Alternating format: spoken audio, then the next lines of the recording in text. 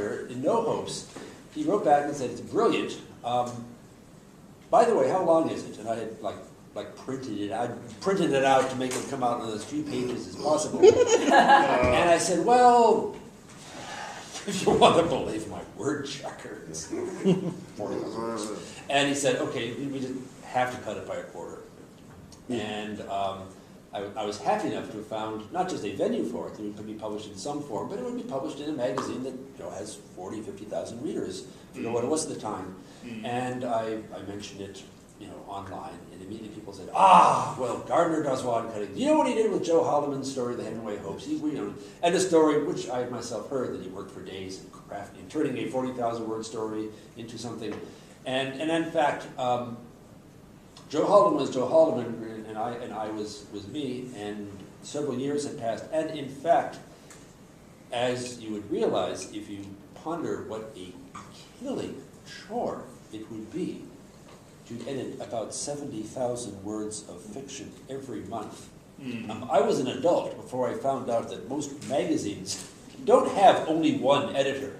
The Atlantic does not have one editor who is responsible for the entire. All science fiction magazines had one editor who edited everything. That's the only way they ever worked. And who's reading the slush pile usually too. Reading the slush pile unless he's quite lucky. And actually, Gardner offered to give me some tips on how to cut it, and I gratefully took him up on it and never heard from him again. And I understood that this was a monstrous task. I don't know how anyone could have read 900 manuscripts a month and selected and offered, in most cases, some degree of it. Well, in many cases, actually, I never heard any editorial feedback on this was a product of mine, but simply to read and to select 70,000 words a month, every month of your life, is well, perhaps one knows. It's nothing, right? Actually, let's not forget, when Campbell in the late 30s, I've been reading his letters, was editing Astounding and Unknown and trying to get air trails and other things going. Oh, yeah, right. Well, how about Fred Pohl? He had 3 magazines going at once at one point. Yeah. When Jack Dan was writing The Man Who Melted, which sadly is mostly remembered today because when you look at the spine, it says The Man Who Melted Jack Dan, which is really quite a wonderful and weird book. Yeah, very good book. Yeah. As he was writing it, when he'd have 50, 60 pages, he'd come to Philadelphia and he'd hang out with Gardner, and Gardner would show him how to take that chunk of the novel and turn it into a standalone story by changing who the characters were and what they were doing, while at the same time leaving most of the words on the page untouched. Wow. And so Jack carved something. Where did Gardner learn to do this? He taught himself. Yes. And Gardner helped him carve either 3 or 4 standalone stories out of that. Wow. I believe 3 of which went on to place on the Nebula ballot, and that is an extraordinary piece of editing. Even though yes, Jack Dan did the heavy lifting and he deserves all the credit. But being able to look at it and say, Michelangelo, I think if you carve here and here, you've got a nice little statue of David. It's a special talent. And in fact, one of these stories, Going Under, is, I think, if anything, better than the novel as a whole. A greater short story than The Man Who Melted is a novel, and I like the novel quite a bit. These were genre tricks in many ways. They're not entirely unprecedented. James Gunn, a good 15, 20 years earlier, would talk about how sell it 3 times before if you expect to make much of a living at it, and you would. Robert Silverberg was always either carving stakes out of his novel to sell to Galaxy, or stringing together stakes and selling it to sing it as a cow. But Gardner was especially good at it. There's no question of that. He also. There was a period there when he and Jack Dan, and sometimes he and Jack Dan and I, were collaborating on stories.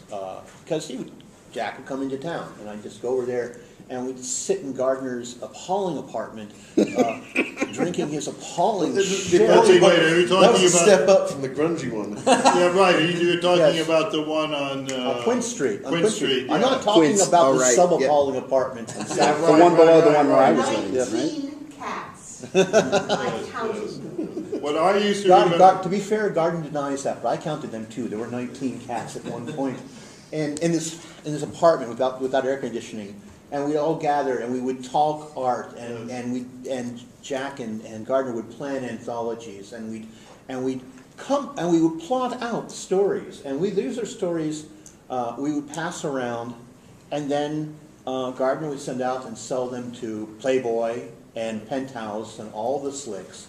I wasn't selling his own stuff to the slicks so much, Although he was. but the collaborations, because they were artificial constructs, made them easier to sell to the slicks, and that was just done really with sheer craft, rather than the high art. It's fair to say that at most one or two of them were as good as the best work of the individual authors. Yeah. I don't think I'll be offending anyone. No, And I if I do, don't it's so. still my opinion. So what, you were yeah. trying to make money off Yeah. it? We were trying to make money. I was trying to learn, and I did And you learn. did learn, yeah. And a writer's time, even a really prolific writer's time, is full of lots of waste space. And if you're not working on, your great American novel, and you're just sitting around while you're eating cereal, you can be working on one of these collaborations, and that's what we all did. We took and colonized the waste space with that. It's interesting. But there's no getting around the fact that it was, Gardner took the lead for those, and it was really, he provided the guiding vision. Now, Jack and I were like equally instrumental in creating the stories, coming up with the ideas, figuring out what was going to come on, but he always had the last word, and because we both respected him enough that we would let him have the last word.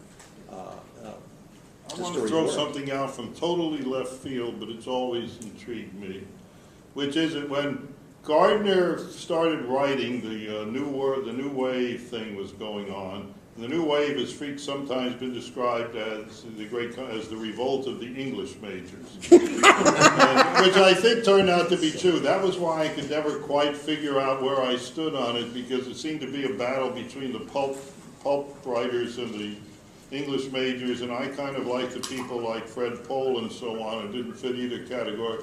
But I had sort of put Gardner in with the New Wave writers, and he is a very fine stylist and all that.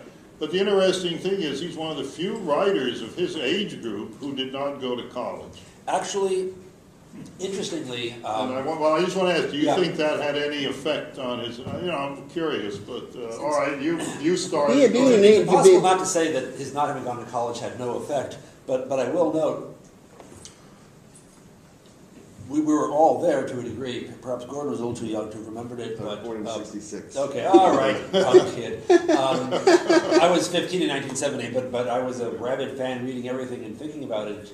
The New Wave, although much of it that was published first in England reached here only a few years later, sometimes in odd form, was very much a British phenomenon in its original impetus. And one of the striking thing about the British New Wave writers is that none of them went to college. Oh, no, that is interesting. Chris Priest did not go to college.